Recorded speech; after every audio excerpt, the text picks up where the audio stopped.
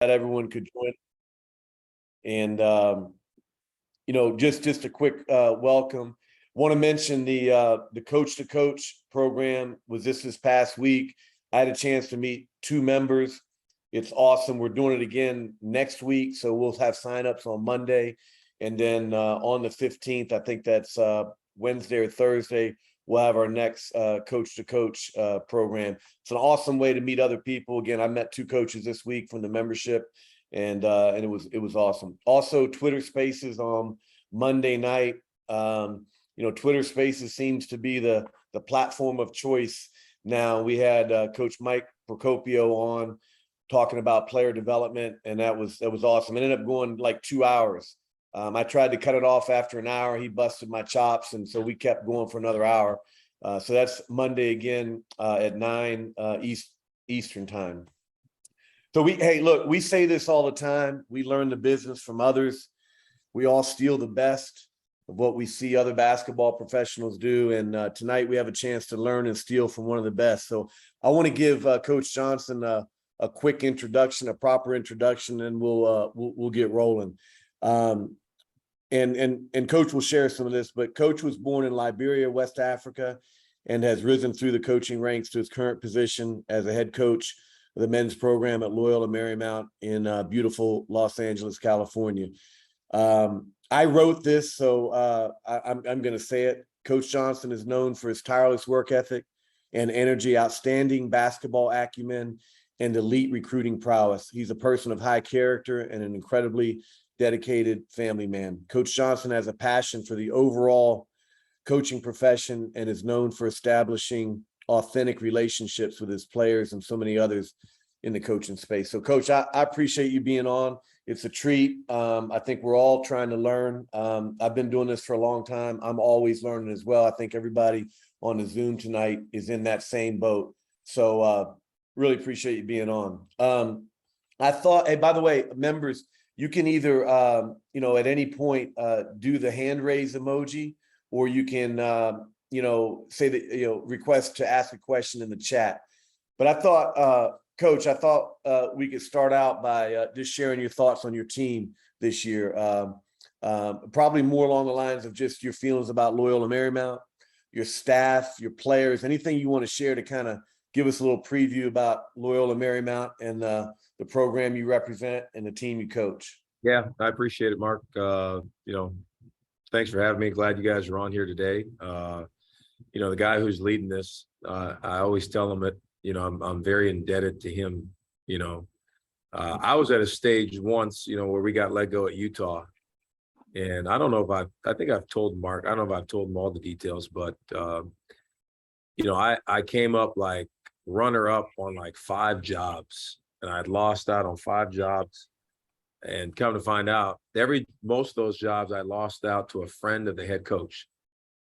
And I was at probably on my last week or so where I would have had to get my own insurance. I was married. We just had a kid. And I remember Mark had an opening at Drake. Drake wasn't even in my brain at the time. And we had a mutual friend, I think, that had called Mark. And I got a phone with Coach Phelps, and he was really kind and said, "Hey, Stan, I've heard great things, but I got a guy coming in this week. And, so I think I'm going to go down that road." And I remember something in me said, "Don't let this dude get off the phone." And it was just like, God, do not let him get off the phone. I said, "Coach, I don't know who you got coming in, but I promise you, if you hire me, it'll be the best decision you ever made." And he was like, "Hey, you know what? I'm going to think about it." Weirdly enough, man, he called me back. It may have been the next day and said, "You know what? I'm going to bring you in." He brought me in, ended up offering me the job. And because of him, like, I can talk about LMU. And I'm not saying that because he's on here. I believe that. Like, who knows what would have happened? I could have been out of the profession. I could have gone a different road. He gave me a lifeline. Not only did he give me a lifeline, then he doubled down on that lifeline. He made a phone call to Herb Sendek. I did not even know about. He didn't tell me he was doing. He called Herb Sendek when he was at Arizona State, told Herb he needed to hire me. And Herb hired me. And all those things have kind of led me to this point. So the guy that's here today is an incredible human being. And I can say that because I've seen the blessing he's had on my life. And it's allowed me the opportunity to have my own program. And I'm excited about what we're trying to build here at LMU. You know, my first year, I got the job in the height of the pandemic. I got hired March 20th of 2020. And that, you know, people didn't even know what COVID was then, really, to be honest with you. So when I got the job, man, no press conference. I'd had to establish the program for 3 or 4 months from Milwaukee, where I was at Marquette. Did everything via Zoom like the rest of the world. We finally got here. When I got to campus, LA was the most restricted area in the country. I couldn't even get in the gym. We had to set up portable baskets on the tennis courts. That's where we started working out. I mean, it's hot. I mean, everything that could go against you went against us. And it ended up being an incredible year. I mean, we finished 3rd in the league, highest finish in the history, I mean, that the program's had in 17, 18 plus years. Had a lot of things going. And we did that with injured players, COVID, missed games. And we had 2 stretches of 15-day pauses. So really we missed a month where we couldn't do anything. And every time we came back from that, we were actually better. It's crazy. So I should have listened to myself and not practiced the rest of the way, because we were better when we didn't practice. But had an incredible year. And then coming into last year, I mean, we really had, like, we had a target on our back. You know, a lot of people nationally were talking about LMU. We were picked 3rd or 4th in the league. That was the highest this program's been picked this preseason, I think maybe since 1990. And we hit some real adversity. One, you know, I had 2 starters that I lost to season-ending injuries before the season even started. And then the second thing was, for the first time, we became a program people got up to play. And that was new for our guys. You know, it was new for them. And, you know, we got punched in the mouth big time. And I thought we took so many steps forward my first year. And I think we took, you know, 3, 4, 5, 6 steps backward a year ago. But the beauty in that, I think it's led me to this point where I've had a chance to bring in my own guys. And I saw the holes that we had in our program and what we had to fix. And I love the type of guys we have, high character kids. We're bigger than we've been size-wise. We're more athletic. We're more skilled. We have all the makings of, you know, a winning team in terms of, you know, the dynamics when it comes to culture. You know, we've got some great intangibles. We went to Europe. I took my team to Greece and Italy this summer. We played against 3 pro teams, won all the games. Our guys were really selfless. They were really connected, and they were relentless. So we're hoping to build off that, and we're hoping to get back to what we've established. And, you know, the one thing I will say to you guys as you go through this, and some of you guys may, like, I'm a guy, I'm not afraid to fail, and I'm not afraid of losing. I'm not. You know, and sometimes you got to go through some stuff in life, whether it's in the game or in your life, to get where you want to go. And I really believe last year was not rejection. I believe it was redirection. And it was, I was being shown, hey, man, I know you think you're there. You still got some holes. And to become elite and become great, these are the things that you have to do. And these are the things you have to get rid of. You know, so it's given me much clarity, and I'm excited about our season. You know, I say this humbly, like, I went from this time last year, I was, not by design, I was one of the most talked about hot names in college basketball in my second year. I mean, honestly, to this point, which is so funny, like, no one's saying anything right now again. You know, that's how funny things change and how fast it can change. But I'm excited to be in this position again, to work our way back up and prove people wrong. And I think we have the right guys, and I'm really excited about what we're building. You know, Coach, the path is the path, and you have to go down that road. And I remember the excitement going into year 2, and I remember, you know, your disappointment and your disappointment at some things that happened just in terms of the win-loss record. And no one bears that more than the head coach. They just don't. The players hate to lose. The players love to win. The assistants are in the same boat. But it's like, after a loss, you have to go on the podium and talk to the media and answer those questions. And I love what you're saying about, you know, that was a good process and it helped you gain clarity. What do I have to change? What do I have to add? And if you just speak, just quickly again on adversity and what adversity does. I mean, I've seen it. I've seen it in your career and your program. Yeah, I think adversity, it really clarifies who you are. Everybody can be good when things are good. You don't know how strong you are until you have to go through something to make you strong. And, whether it's my life, leaving Liberia because of a civil war, moving to America with only 3 bags, starting over, living off food stamps, I've seen it, so like that's real life stuff. So I think that aspect of life has prepared me for what happened. It's a microcosm of my career, my life. Nothing's been easy. But because of adversity, I gave the story of Utah meeting you. I know what has happened when you respond to it. And if your response is one that's, you know what, I'm going to look at myself first, as the leader. It's easy to point fingers. Well, guess what? There's a lot of things I didn't do. So the only way to get to the next step and to get to your destination through adversity is to take ownership of some responsibility.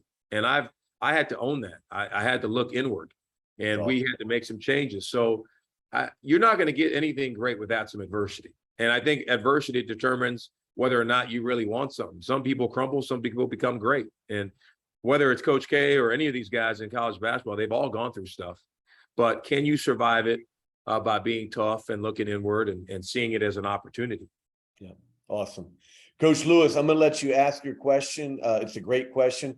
But before that, I just want to clarify a couple of things.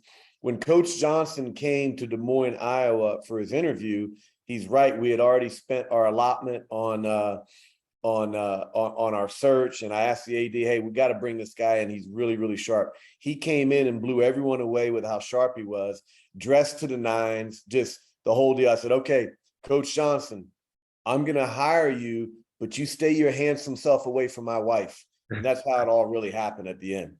I do remember that conversation. Coach Lewis, you have a good question. Go ahead. Coach, man, first, congratulations on your success, man. I appreciate you joining this Rising Coaches group and giving us some of your knowledge. Thank you. And we actually play you guys this year, so I'll just give you that PSA. So, yeah, go easy on me, man. I'll go easy on us. Worked with Coach Gates last year at Cleveland State.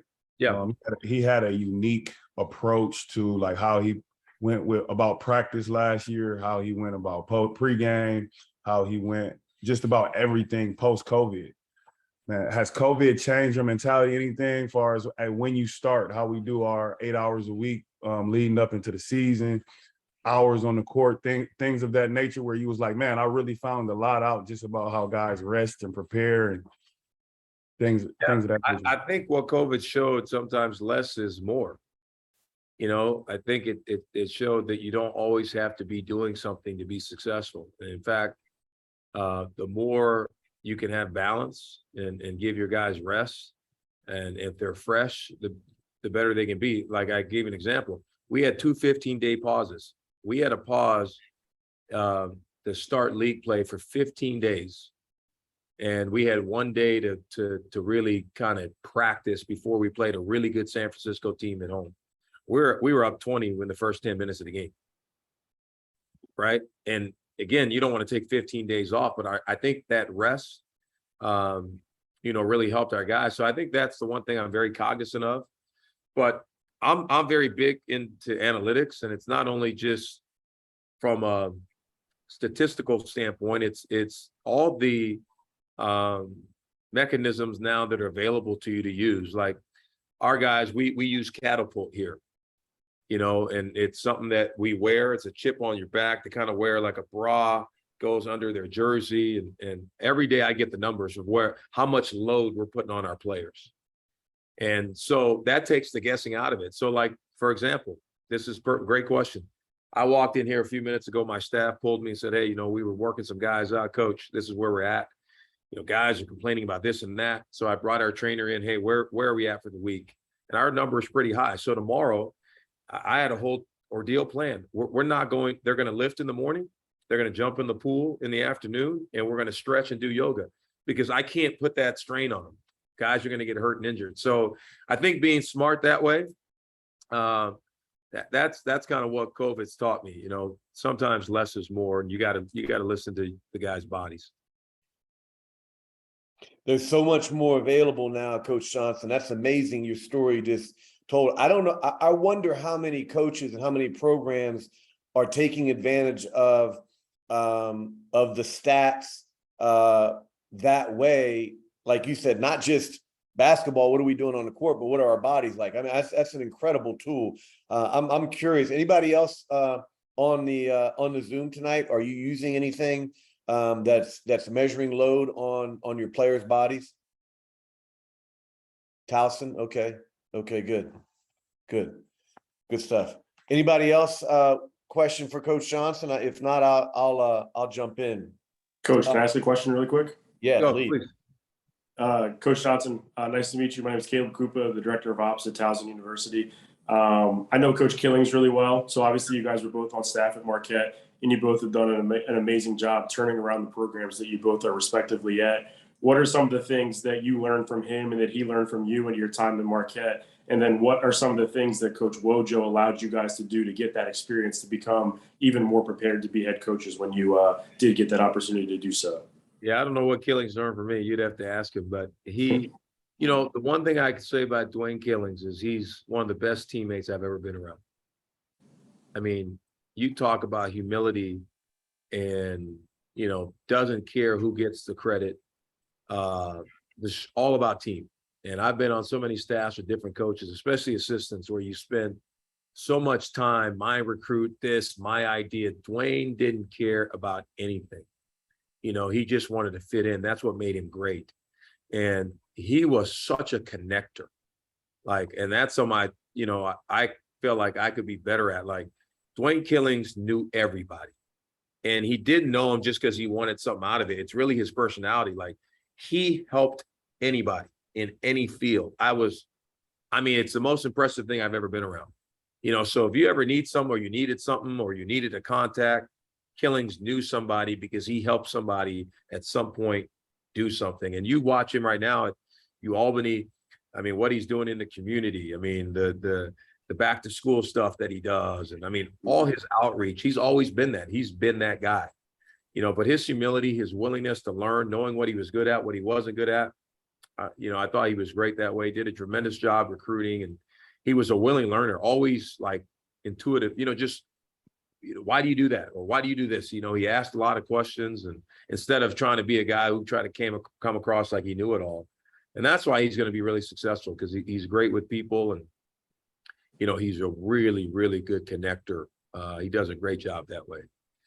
And, you know, back to the Wojo point, you know, I think the thing I appreciated best about Wojo, you know, he allowed me to coach. He allowed me to be me. And that doesn't always mean he agreed with everything, but he listened, and he gave me a lot of freedom within what we're doing. You know, for example, one year we weren't very good defensively, and I came to him and I said, hey man, just give me the defense. Let me run it. Let me put in the ice. Let's do this. And if you don't like it, you know what, you can fire me. And that was really our conversation. And, you know, he gave me that opportunity, and we put in the blue or ice, whatever you want to call it. And, you know, we changed some different things man to man, and we were one of the better big East defensive teams in the country. So, I mean, that takes a lot of, you know, courage and like to do that. It's hard to do that when you're in these spots, and humility, you know, so he allowed guys to do that. That's why I think, you know, I became the head coach, and DK's the head coach. Brett Nelson, who was there with us, is now the head coach of Holy Cross, is because, you know, he gave us freedom to do those things. Hey, Stan, talk a little bit more about being yourself as a coach. How important is it to know who you are, to know how you're wired, number one. And then the second part, there's different philosophies about this. You know, how much do you really flow with your strengths versus working on the areas that you're not so good at? We talk to our players about that. You know, hey, you're over here working on your weaknesses. Let's really make sure we accentuate your strengths. So the question is, again, how important is it that you know who you are and you stay true to who you are as a coach? And then that other part, like, man, do you really go with your strengths and kind of quietly work on your weaknesses? Or just talk about that a little bit, please. That's a great question. I mean, I encourage everybody to be themselves. You know, I can't be anybody else. I'm not going to be very good. I have a chance of being good if I'm being me. You know, that being said, I've worked for 9 different people. I have some Mark Phelps in me, a lot of Mark Phelps in me. I have a lot of Jim Boylan in me, a lot of Herb Sendek in me. You know, I mean, there's so many guys I've taken a lot from, but with my personality, you know, I think one of the things I see in the business, you know, this learned behavior, you know, sometimes in coaching, you know, you may work for somebody that, you know, you hate how they treat you. You hate how they talk to the players. You hate how they didn't respect your family time. You can't stand it, right? But then you get your opportunity and you become that same person that you didn't like, right? It's kind of like an abusive relationship. Like you can't do that. Who you are, be that. If you're a prick, then be a prick. I mean, I wouldn't advise that, but be that. If you're a good person, be a good person. I think one of the things in our business is like, you have to be a prick to succeed. That's not true. You know, you have to have high standards. You have to hold people to that, but there's a way to do that. You know, so being yourself is important, because if you're not, guess what? The players see through all that. And I always say it, the smartest people in the room are not the coaches, not the administrators. The players know exactly what's happening. They know when a staff doesn't get along. They know when a coach is trying to be all mad and tough, and that's not him. And if you're not you, you're going to lose the room. So I would encourage people to be you. You know, I think it's really important to play to your strengths. It's important to play to your strengths and hire your weaknesses, right? It never ceases to amaze me. Like, guys hire people who are really talented, and you don't let them coach. You don't let them work. You don't let them fill your holes. Well, why are you hiring these guys? It makes no sense. You know, so for me, I have a big thing. I do not want to be the smartest guy in the room. As the leader, that's not my thing. I have no interest in that. I want the guys that surround me to be smarter than me, because I know we can't go where we want to go if I'm the only guy thinking the way we need to be thinking. So I try to hire people who fill my gaps, the holes that I have. You know, for example, like out of bounds defense, we're doing something completely different. It's totally against what I've always done and I believe in. I don't know how to do it. Guess what? I stay out of the way. And I let the guy who knows how to do it, he does it. Now, my only thing, if it sucks, I'm on him. Right. I know when it sucks, but I'm not in there micromanaging it. You know, I'm not a big press guy necessarily. So I'm not going to sit there and hover over the press or the zone. I have guys to do that. And I have no problem saying that to our team, because when I say that to our team, it gives the assistants more power and more credibility. Yep. You know what I mean? And I think sometimes the best way for your guys to really connect to you is for them to see that you're vulnerable too. And in coaching, there's this thing, I got to be this and I got to get my stuff together. Kids, they're not into that. They want to know that, you know what, you're a work in progress. And then your weaknesses, you work on that. You know, but you want to hire people to fill your weaknesses, play to your strengths, know who you are. And I think good things happen from that. Yeah, that's so awesome, man. The ability to be vulnerable, the ability to discipline yourself to be vulnerable, players see right through it. It's such a great point. Such a great point. Coach Elkin, go ahead. Thanks, Coach Phelps. Coach Johnson, great to see you. Good to see you. I had a question. So for you, like, when did you know you were ready to become a head coach? Because, you know, I think lots of people talk about wanting to become a head coach, and, you know, people get opportunities to be head coaches. But for you, like, was there a moment or a progression of time when you felt like, I'm ready to become a head coach now? I'll be honest with you. I don't know if you ever know, like, it's like marriage, right? You don't know anything about marriage until you get into marriage. You think you know, right? I mean, being a head coach, you don't know anything about being a head coach really till you get into it. What I've always tried to do, and I say this to everybody I speak with, right? And I think Coach Phelps could attest to this. And I've been lucky to work for some really good guys that allowed me to be me. When I worked for Mark, for example, I didn't carry myself like an assistant coach. I try to carry myself as if I was a head coach. What does that mean? That's not just how you dress or look at me. It's, like with Coach Phelps, hey, I'm going to be super, super organized. I'm going to try to take as much off his plate as humanly possible. I'm trying to get our guys better, right? I'm going to try to think like he thinks. When we go home and we lose a tough game at Creighton, I'm not sitting there going, well, you know what? Shoot, Coach Phelps screwed that up. If I was the head coach, no, I'm home sick like he would be. And that's been my whole thing. And I got to a certain point, when I finally, at my end at Arizona State, beginning of Marquette, I started to formulate my plan. Okay. If I was going to get a job, what was my culture going to look like? So what I started to do was, in the summer especially, a couple days a week, man, I was working on me. Sometimes we spend so much time trying to help our boss to realize his dreams, which that's what we're supposed to do. We don't spend enough time on us. So what's your 90-day plan when you get hired? What's your 30-day plan? What's the 4 or 5 most important things you're going to do on day one? How do you want practices to run? What's your system? What are you going to do culturally to create culture intentionally? So I created what I call the blueprint. And I started to build this database of how my program was going to be. I didn't know where. And I didn't know when. And I didn't know if that would ever happen. And my whole thing was, I wanted to be a head coach. I'm going to prepare to be a head coach, knowing it's really hard to get. There's only 300 some of these jobs. But if I don't get it, what I'm not prepared to do is get to the end of my life and say, you know what? I did not put myself in the best position.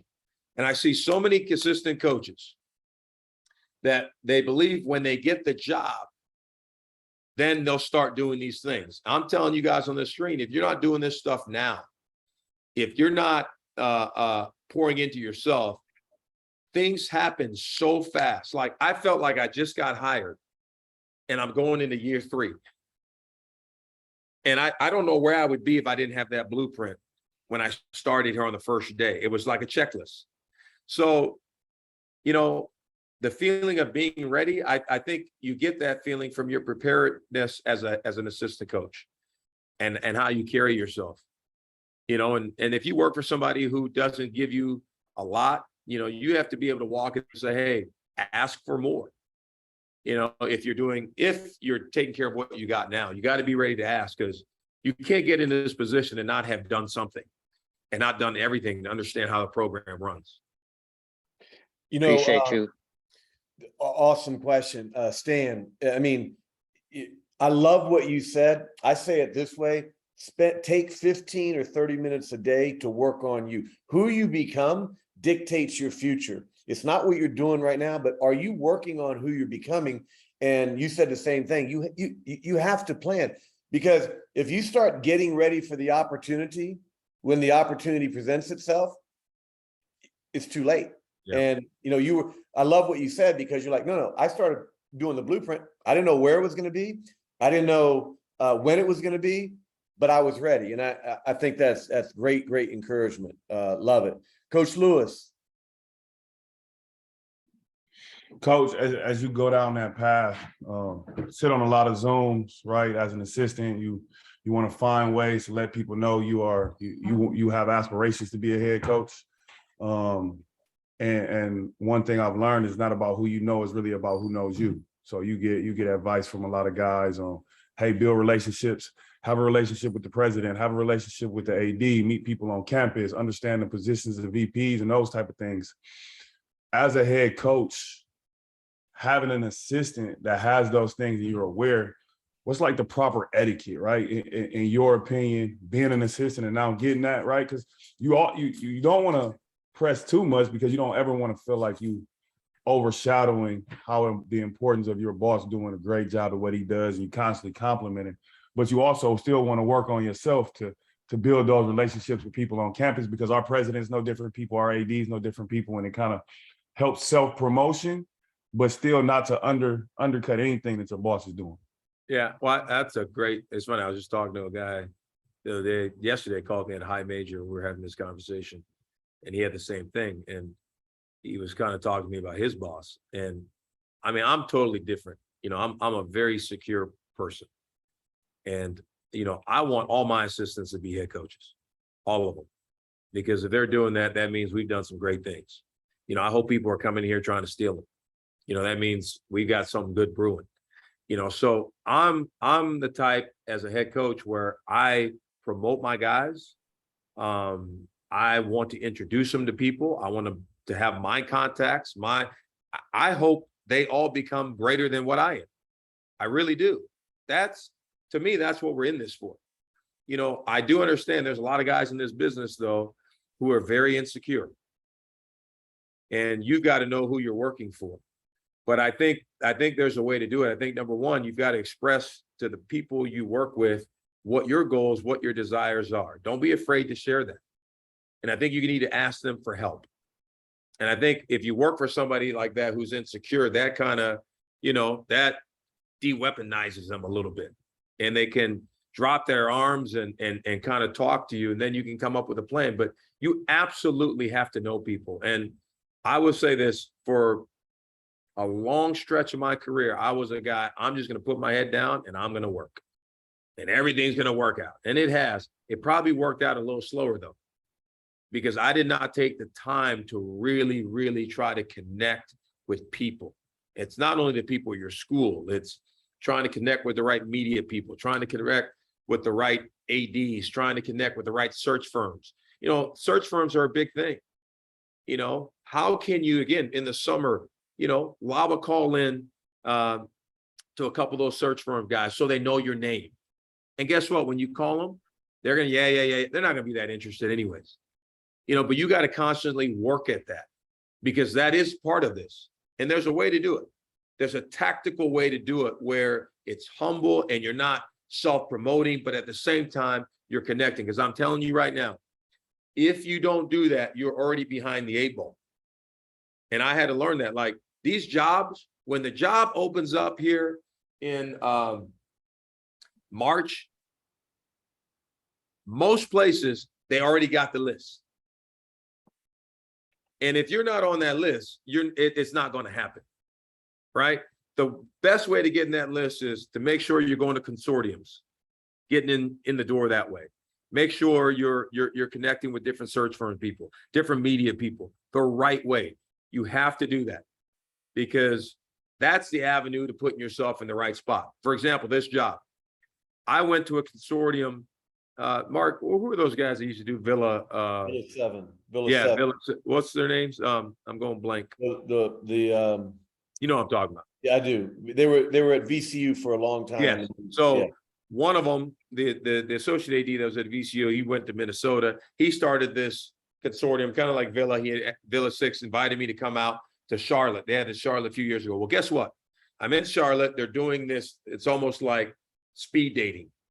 And on my table, you know who's on my table? And he comes and sits next to me for 15 minutes? Craig Pittens, the AD at LMU. So I meet Craig. What we did, I mean, he didn't know he was going to have a job open. I didn't, but he interviewed me for 15 minutes, really. The day he made a decision to move on, I was one of the first guys he called about interviewing. That doesn't happen if I'm not there.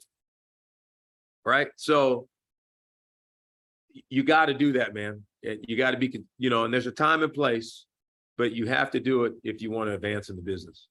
I feel like I'm sorry, Coach Lewis. I talked to you. Go ahead. No, I just was going to say, man, it's great. And I don't ever want to get it mistaken. Coach Robinson, who I work for, is phenomenal.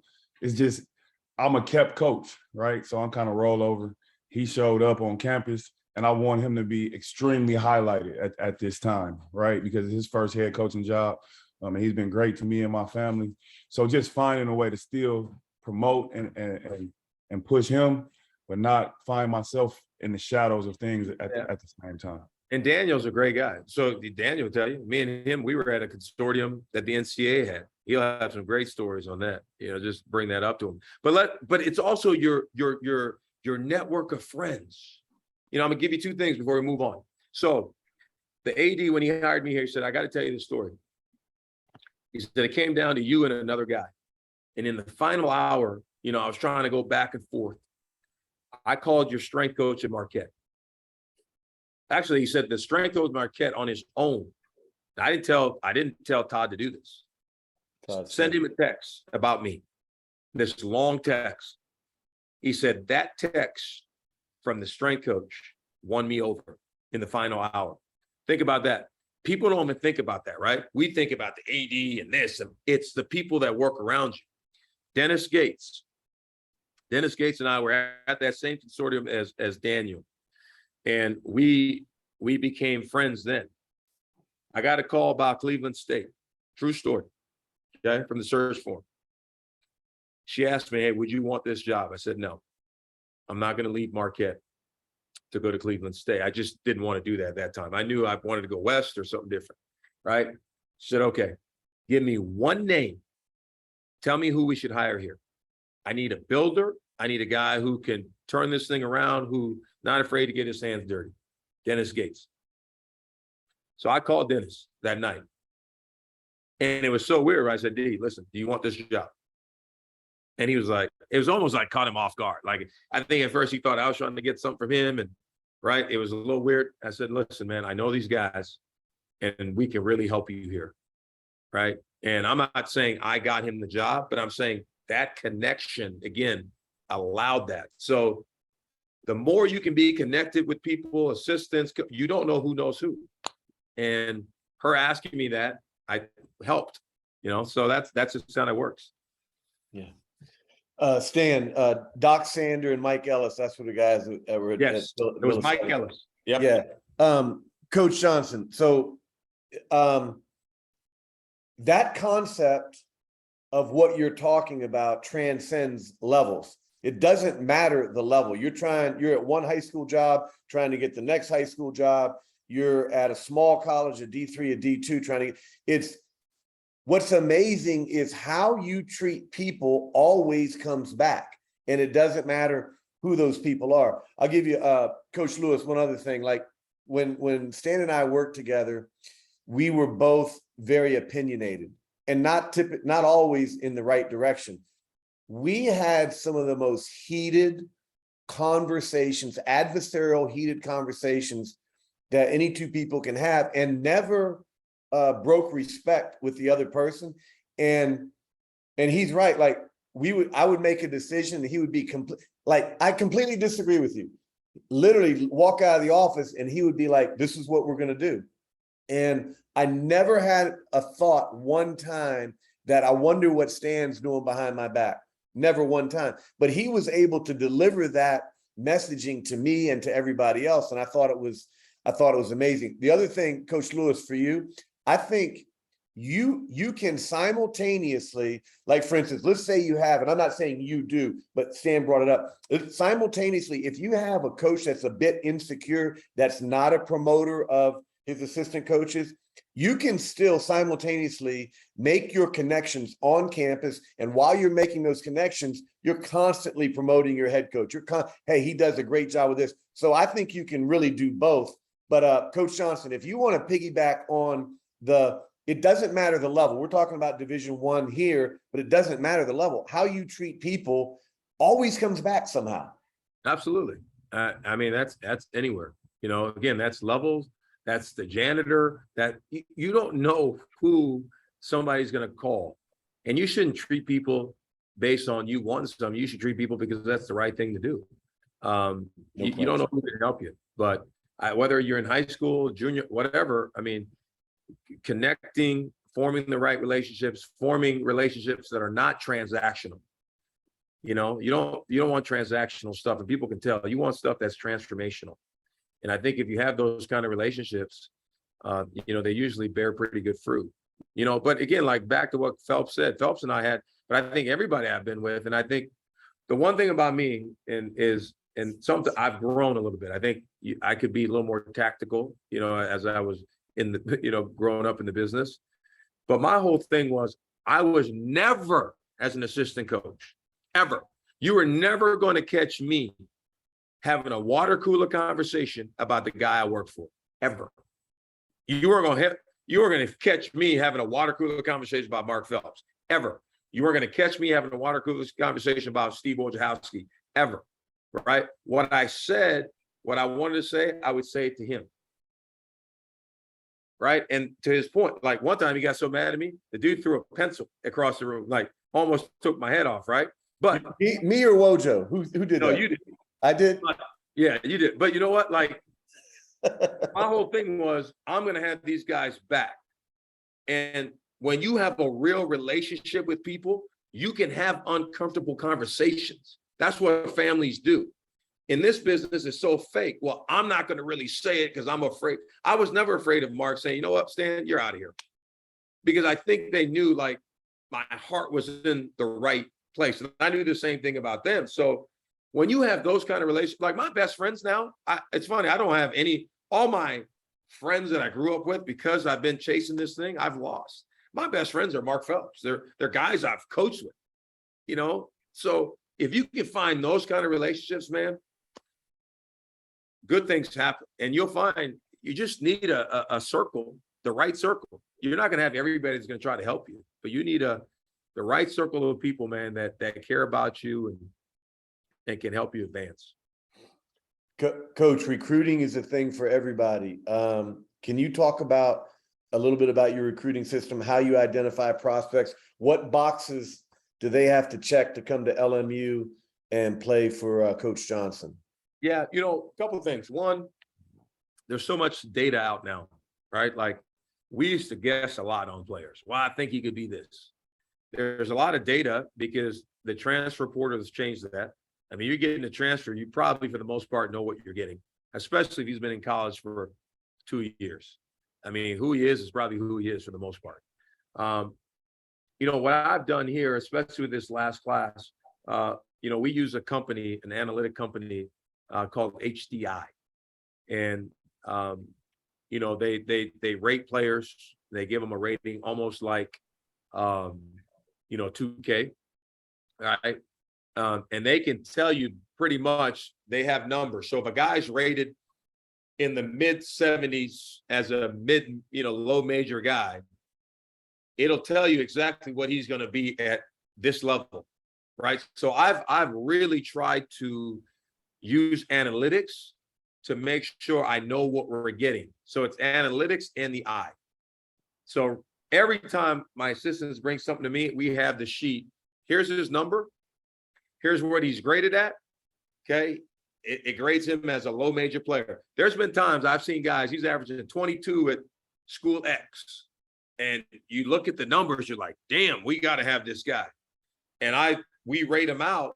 And based on his efficiency, he's a low major guy. You know, so I try to use that with the eye test. And then for us, I don't take any knuckleheads, man. And I don't knock anybody. Like, I got 3 kids at home. My daughter's 13.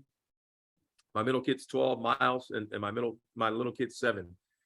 And I have the guys in my home a lot. Like when we talk family, we live it here. My kids look up to our players more than they look up to me.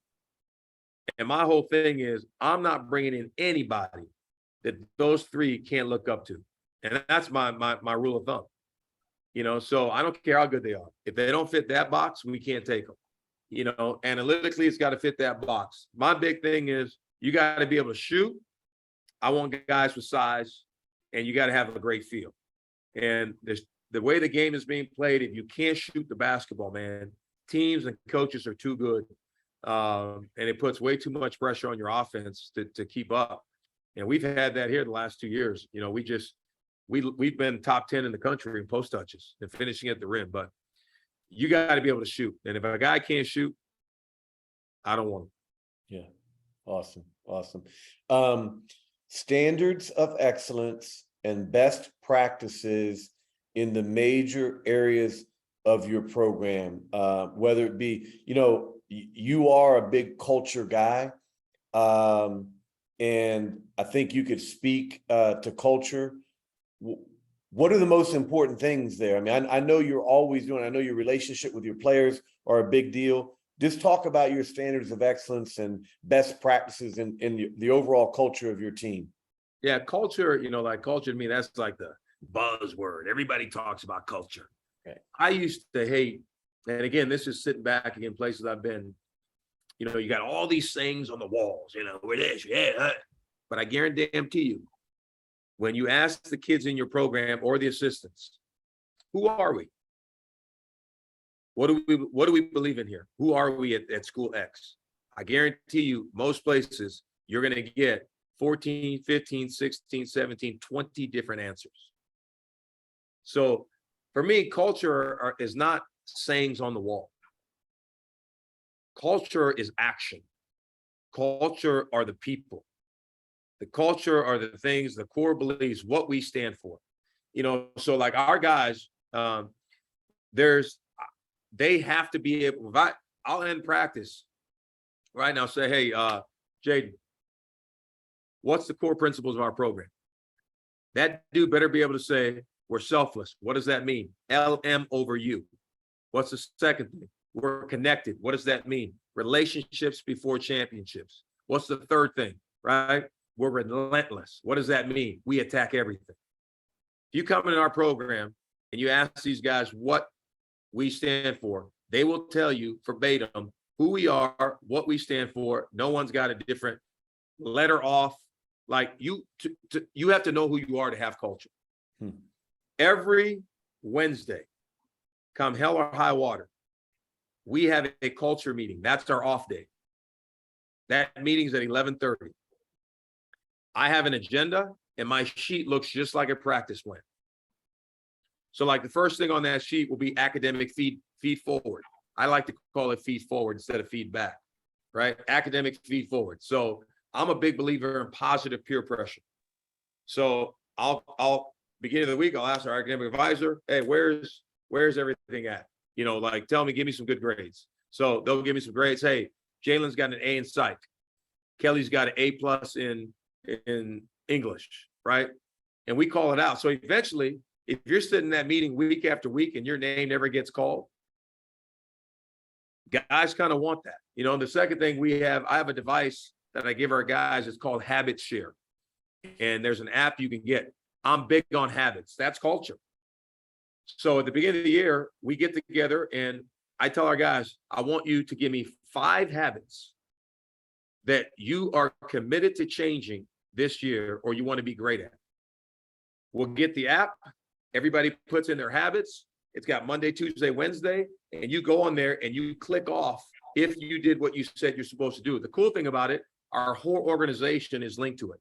So I can go on Habit Share and I can see, oh, this guy said he was going to read a mental performance book 5 days a week. He's only done it once. He hasn't done it in 3 weeks.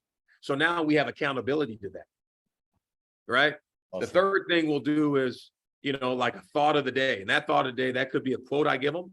That could be a quick 30-minute video that we watch, and we'll talk about what that means. And then we go around, we'll touch on what's happening in the world. That could be the crisis in Ukraine. That could be social injustice when that was going on. And we get our guys talking. What I don't want from our players to be on campus at some point, and there's something going on, and the professor, a donor asks them, hey, what's your opinion on this? And they can't speak on that. Right? So we touch that. And then the last 30 minutes, it's a mental performance piece. So like this past week, this Wednesday, yesterday, our 30 minutes was compliant versus committed. And we talk about the difference. Compliance is, hey, the leader says I should do it, so I'm going to do it. Committed is, I want to know why we do it because I want to be great at it. Right? So you have to work at culture. And the last piece of that, we get into the season and we've won 6, 7 in a row. I hope we get to that point, right? There's some stuff brewing. It just hasn't come out yet. So I let the guys have the first 10 minutes of that meeting. Air out whatever you want to air out with me not in there. Because sometimes if I'm in there, there may be a hesitancy to do it, right? And then, so we're in the season. I may come in and go, all right, guys, what do we got? What's bugging who? I may have something bugging me. and we air it out. So we don't have to lose a game for everything to come out and then we go downhill. So I think being intentional about culture, people talk about it, but I've seen very few people be really, really, really intentional and have a plan to grow it. Yeah. You have a system for your culture the same way you have an offensive system, a defensive Yes. system, a recruiting system. And that's awesome. I love it. By the way, you guys, you need to be a little more enthusiastic, Coach Stan, when you present. You know what I mean? You're way too laid back right now, The women's coach just told me, she was asking me, like, what do you drink? Like, how much sleep do you get? What do you eat? Right. I just, the cool, and you guys know this, man, like, I love this. Yeah. Like I have so many friends. I have friends, man, that are gazillionaires. They freaking hate going to work. I love this. I love sitting here talking to you. I love coaching. I love culture. I mean, you can't get excited about this. Something's wrong with you. Yeah. Yeah. That's awesome. I wish more people were on the Zoom. I think this has been unbelievable in terms of content. Stan, you and I, like, we were together every day, but that ended in 2013. It's amazing. It's been 9 years, and I know we've stayed in touch, but like, there's so much that has become part of who you are as a coach and part of your philosophy. It's awesome to hear it. And I've written down a ton of things. How about as we come to the close, how about the challenges of work-life balance? I know your children are important, your wife. I mean, like, it's a big deal. And I heard one coach say every time he went recruiting, he felt guilty about his family. And then every time he was hanging out with his family, maybe at a time, early in the evening or on the weekend, he felt guilty because he thought, man, am I neglecting my program? Work-life balance. Yeah, I'll be very honest with you guys. And if Brittany was on here, she'd give you a whole lecture. I haven't mastered that. I'm a work in progress, in terms of that. The one thing I will say though, I've tried to make my family be a part of what we're doing. So, we're traveling and going to Gonzaga, I'll put my kids on the charter, like I try to do that, I want to integrate them into what we're doing, the visits, having people at the home, my family's a big part of what we're doing, but, it's 7 o'clock here. I've been here since 6, I'm probably going to be here another 2 hours. What I do though is in the summer, we have times where, I try to commit to them. And when I'm home, I try to be as present as I can be, put the phone down, check in and then check out when you have to. But it's tough, I'm like all you guys, if you have kids and, you miss out on so many of your kids' the most important moments. Yeah. That's hard. But when I'm home, I try to be present. Sunday, especially, I try to, in our program, we try to do nothing on Sundays. Saturdays when we're not in season, I try to do nothing so our coaches can be with their families and not only for me, like I worked for guys in the past too, like where we were in the office at 6 a.m. We would go home for dinner, and this guy's one of my best friends to this day. We go home for dinner at 6. We have an hour. We'd come back up and play office from about 7 to 10. Do the same thing. I tell our guys, like, we're not going to play office. What I don't like is if you have your work done, take your butt home. Don't stay in here because I'm in here looking like, go to your family. Go do that. Right? I'm a big believer in that. If your stuff is done, go. Like, this stuff is mobile. You can work from home. But if you have stuff to do, do it. But nothing is worth sacrificing your family over, obviously. But that's still something that's tricky and I'm trying to figure out. But the best thing I try to do is have some time during the year, and when I'm home, try to be present. I don't have a lot of different hobbies, so I'm not doing anything extra. Yeah. No, you shouldn't be so hard on yourself. You mix the two. I love that. Like, you're always integrating your family with your program and vice versa. So that's the way to, kill two birds with one stone. Probably a bad choice of words, but you get the point. Coach, just before we go, one of the things I think you do a really good job and it's inspirational, it's educational for me. Social media, you're active. You're active. Why? What's your purpose? I know what I get out of it. I feel like I know what other people get out of your posts, but why for you? Is that something that you enjoy, that you think is part of your duty? You're good at it. Why? Well, for me, like social media can be really positive. A lot of times it's really negative. I mean, if you look at my posts, there's very few things I'm commenting on in terms of basketball. Very few. I try to use my social platform as something that hopefully can help people who are going through real stuff. Like our field is really competitive, man. Like I think today I said it, like, everybody likes you until you become competition. So sometimes it's even your friends, right? Everybody is with you, and then you start climbing and it's like, yeah, you're doing better than me. So I try to hit on things that I think people go through, things I go through, things I hear. I try to make it as uplifting. I always finish with keep going, because that's been my life. No matter how good it is, keep going. No matter how bad it is, keep going. But for me, it's a way to try to hit somebody to keep chasing it, man. There's so much out there, but society constantly tries to tell us that we're not good enough, that we can't make it. There's not enough. There's enough. And I'm a big quote guy. I see a lot of quotes, and I'll put people's quotes out there. I mean, positivity. We need more of that.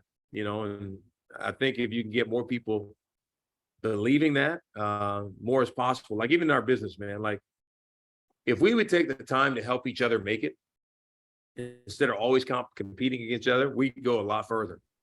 Because the reason we don't, there's just this crab in a barrel mentality, and so that's kind of what social media, that's kind of how I use it. Yeah, awesome. We're about to wind it down. If anybody has any other questions, Coach Elkin wants some Greece Coach, recommendations. real Yeah, quick. I Go heard ahead. you say earlier that you guys just got back from Greece, and we're going to be heading out there next summer with Yale. I'm very excited. My first time, never been. I need to know your favorite spot you ate at, and like the best thing you guys did while you were out there. Yeah, just hit us up and we'll give you the itinerary. That'd probably be the best way. And we have all that stuff. We'll give it to you. Yeah, Is that cool? Appreciate it. Yep. Awesome. Coach Johnson, it was great to have you on, man. I like really, really, really good. And I appreciate your time. In this business, for you to give us an hour is a big deal. And I really appreciate it. I know everyone on the Zoom appreciates it as well. Oh, my pleasure. Now, I got one question. Are there 2 Cleveland State dudes on this Zoom? Y'all already trying to tag team, my brother, huh? I mean, no, man, not at all. don't be like that, No, I appreciate it. And guys, Coach has got my number. He'd give you my cell if I can help, be of any assistance, anything I can do for you. I'd love to do it. Keep chasing it. It's going to happen. And just the fact that you guys on a Thursday night decided to be on it, it says a hell of a lot more about you than it does me. So whatever I can do to help, I'm here. All right, Coach. Appreciate it. Great to catch up. Thanks everybody for being on. All right. Okay, see you guys. Take care. Thanks, Coach. Yeah. Thank you. All right. Take care.